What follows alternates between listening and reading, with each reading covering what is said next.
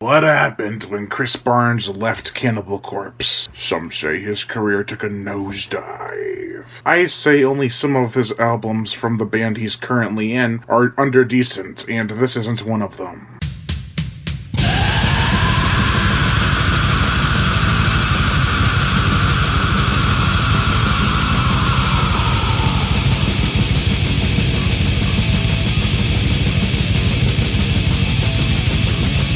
Six Feet Under, and their album, Haunted, from 1995. This is the first album in 6 Feet Under's discography.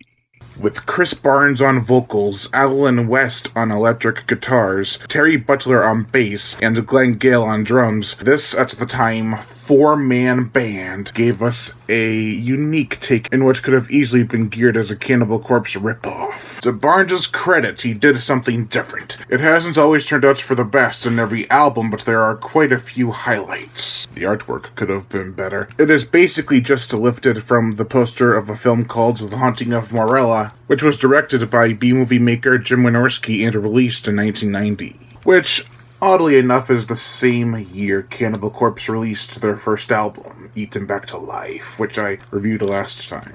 It's too bad that there were no werewolf movies in 1990, because then the artwork could have symbolized something from the actual album, such as the song Lycanthropy, which has a great beat that is relentless from beginning to end. It sets a feast for the mind. The prowling wolf under the bright moonlight is just an awesome spectacle to think about. And this song, Lycanthropy, perfectly describes that. Beneath the Black Sky is a great example of the groove-esque nature of the band. It's got a head-baiting beat with great rhythm. What is so bad about Bloodlust? Well, only if you're the victim, then things will end up always bad for you, as you are torn to the bone. This is another death and roll-esque ballad, and it is truly an entertaining listen. It mixes not only rock and roll with death metal, but infuses groove into the song with a macabre outcome.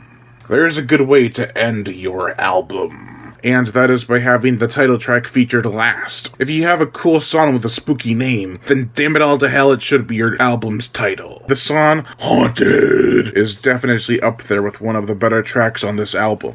It's a creepy song with an even creepier execution. If you want a good example of death and roll, then look no further than Human Target.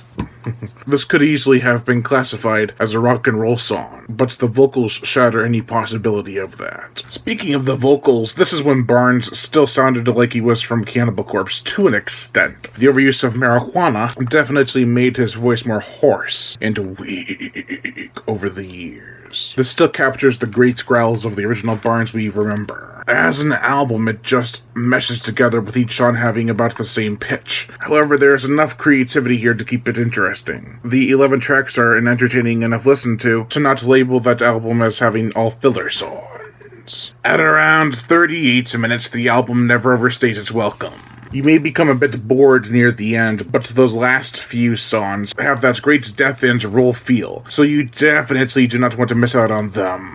Every song is catchy, and has something that distinguishes it from the rest. Still, it is an acquired taste for sure. You could love the whole album, just a few of the songs, or have a stick up your butt because of your dislike of the band or Chris Barnes as a whole. This is still a cool, passion-driven album. The whole album feels like it could have taken place during medieval times, with a lot of the ballads that are quite fitting for death, decay, and unsanitary lifestyles. Surprisingly, I could see songs like Still Alive being played at a dance. Sure, the vocals might throw some people into a witch hunt mode, but I think it's got a good crazed dance quality. It is a headbanger's ballroom for sure. I hope this is making sense. So what are my gripes for this album? Well, I think for a lot of people it depends on your taste in music. The transition from death metal to death and roll for Chris Barnes was quite jarring, but it works, to an extent. I think in a few songs Chris's vocals could have gone a little lower and more growl-like, with that deeper quality to them. The production is pretty solid. While the guitars sound around at the same pitch for a majority of the songs, that could be forgiven. I don't know what it is, but sometimes the guitars on this album can sound a bit stale.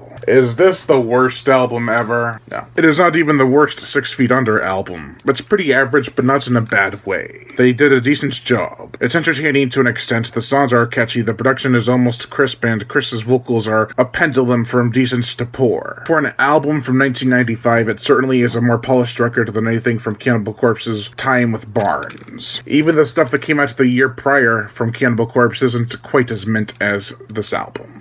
But, you know, everything changes every year, so you never know. Would I recommend this album? Maybe. Depends on who I'm talking to. If they don't like rock and roll infusions with their death metal, then I'd say steer clear. If they simply want to be entertained, I'd say listen to Cannibal Corpse's first 4 albums, then 6 Feet Under's Haunted, for good measure. My top 5 favorite songs off this 11-song album are from least to greatest. Number 5, Haunted. Number 4, Human Target. Number 3, Torn to the Bone. Number 2, Beneath the Black Sky. Number 1, Lycanthropy. Overall, I give 6 Feet Under's album Haunted